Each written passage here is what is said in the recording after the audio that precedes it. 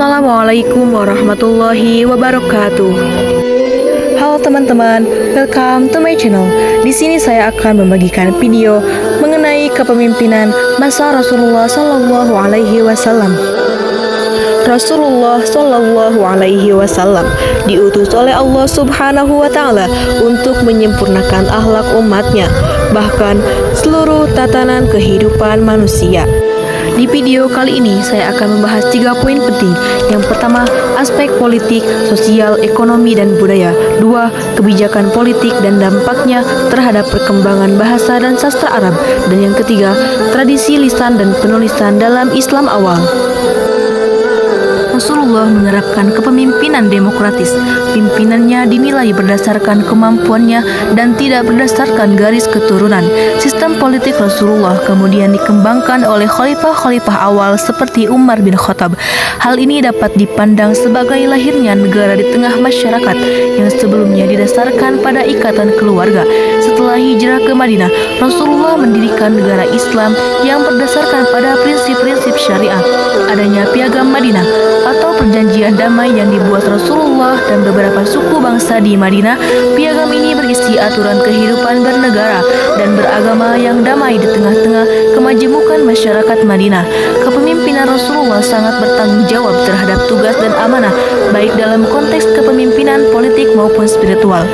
Hal ini mengacu pada sifat beliau, sidik, amanah, tablik, dan fatonah. Dalam aspek sosial, beliau berhasil menyatukan berbagai suku yang sebelumnya berseteru di Jazirah Arab. Penghapusan diskriminasi, Islam mengajarkan kesetaraan dan menghapuskan diskriminasi berdasarkan suku, warna kulit, dan status sosial. Kemudian pendidikan, Rasulullah menekankan kepada umatnya akan pentingnya pengetahuan untuk meningkatkan taraf pendidikan di kalangan masyarakat. Aspek ekonomi, yaitu perdagangan. Islam mengajarkan perdagangan yang adil, menekankan kejujuran dalam transaksi, serta menghindari riba. Adanya zakat dan sedekah. Pengumpulan zakat merupakan kewajiban setiap umat muslim yang berfungsi untuk mendukung ekonomi masyarakat yang kurang mampu dan meningkatkan solidaritas sosial. Adanya pembangunan infrastruktur, pembangunan kawasan potensial dan strategis wilayah. Kawasan-kawasan tersebut merupakan pusat kegiatan ekonomi dan industri seperti pasar, jalan, dan tempat ibadah yang dapat mendukung perekonomian masyarakat. Kemudian aspek budaya, ajaran moral dan etika, sebagaimana tercantum dalam hadis innama bu'istu liutammima makarimal akhlak. Sesungguhnya aku diutus ke muka bumi ini untuk menyempurnakan akhlak. Ini merupakan tujuan utama diutusnya beliau. Rasulullah sangat menekankan akhlak mulia seperti kesederhanaan, kejujuran, saling menghormati, dan masih banyak lagi. Adanya seni dan sastra. Masa Rasulullah juga melahirkan perkembangan sastra Arab seperti puisi, khutbah, syair. Adapun penyair yang hidup di zaman Nabi yaitu Hasan bin Sabit, Abdullah bin Rawahah, Ka'ab bin Zuhair, dan Ka'ab bin Malik. Membentuk identitas Islam. Masa Rasulullah merupakan fondasi pembentukan identitas budaya Islam yang unik, mencakup praktik ibadah, tradisi-tradisi budaya Islam, nilai-nilai yang dianut umat Islam, seperti kejujuran, keadilan, sabar, tolong-menolong, dan berbuat baik.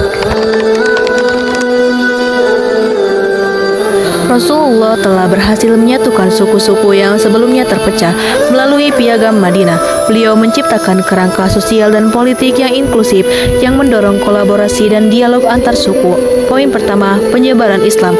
Melalui dakwah, beliau menyebarkan Islam dengan bahasa Arab yang menjadi bahasa pengantarnya dalam teks-teks keagamaan yang meningkatkan penggunaannya di kalangan masyarakat. Pendidikan dan pengajaran. Beliau sangat memprioritaskan pendidikan. Beliau mengajarkan bacaan Al-Quran yang menjadi pondasi bahasa Arab. Kemudian, penggunaan bahasa Arab dalam teks agama. Al-Quran diturunkan dalam bahasa Arab yang tinggi. Hal ini mendorong perkembangan gaya bahasa dan retorika. Ini memberi inspirasi bagi penulis dan penyair untuk menciptakan karya-karya sastra. Standarisasi bahasa. Dengan Al-Quran, bahasa Arab mengalami proses standarisasi. Dialek-dialek lokal mulai beradaptasi dengan bahasa Arab baku. Kekayaan kosakata. Kosakata baru muncul seiring perkembangan ilmu pengetahuan dan praktik keagamaan. Pertumbuhan perkembangan sastra. Muncul genre sastra baru, termasuk puisi dan prosa yang terinspirasi oleh ajaran Islam. Para penyair seperti Hasan bin Sabit menulis syair yang mendukung Islam dan menggambarkan kehidupan masyarakat Muslim. Dampak terhadap perkembangan sastra Arab. Penyebaran genre sastra. Puisi menjadi populer dengan tema-tema perjuangan, kebangkitan, moralitas. Hal ini menciptakan tradisi sastra yang kaya dan beragam. Peningkatan kualitas retorika, teks-teks keagamaan dan puisi pada masa itu mengedepankan keindahan bahasa dan retorika yang menjadi ciri khas sastra Arab. Penulisan sejarah dan biografi. Para sejarawan mulai menulis tentang kehidupan Rasulullah dan para sahabat, memperkaya khazanah sastra Arab dengan karya-karya sejarah dan biografi. Tradisi lisan. Dakwah lisan menggunakan metode lisan untuk menyampaikan pesan Islam kepada masyarakat seperti dakwah, ceramah, dan khutbah. Pengajaran Al-Quran. Al-Quran diturunkan secara bertahap dan disampaikan kepada sahabat melalui bacaan lisan. Kemudian para sahabat pun menghafalnya. Puisi dan sastra lisan. Rasulullah Shallallahu Alaihi Wasallam, para sahabat sering menggunakan puisi untuk mengungkapkan pemikiran dan perasaannya. Cerita dan kisah. Kisah-kisah para nabi dan pelajaran moral sering diceritakan secara lisan. Ini membantu memperkuat nilai-nilai Islam dalam kehidupan sehari-hari. Tradisi penulisan. Pertama, pencatatan Al-Quran. Al-Quran mulai dicatat oleh para penulis wahyu. Zaid bin Sabit diberi tugas untuk menuliskan wahyu yang diterima oleh Rasulullah. Pengumpulan Al-Quran. Setelah wafatnya Rasulullah, Al-Quran disusun dan dikumpulkan menjadi satu buku. Penulisan hadis. Meskipun hadis adalah pesan yang disampaikan secara lisan, namun beberapa sahabat mulai mencatatnya. Dokumen resmi.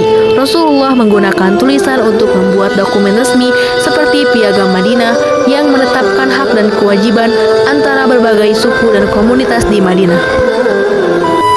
Meneladani Nabi Muhammad berarti merangkul kebaikan dan kedamaian dalam setiap langkah kehidupan kita. Oleh karena itu, kita sebagai umat Nabi Muhammad harus meneladani beliau, karena beliaulah panutan seluruh umat di alam semesta ini. Demikianlah beberapa hal yang bisa saya sampaikan. Sebelumnya saya mohon maaf yang sebesar-besarnya dan terima kasih atas perhatian saudara. Wassalamualaikum warahmatullahi wabarakatuh.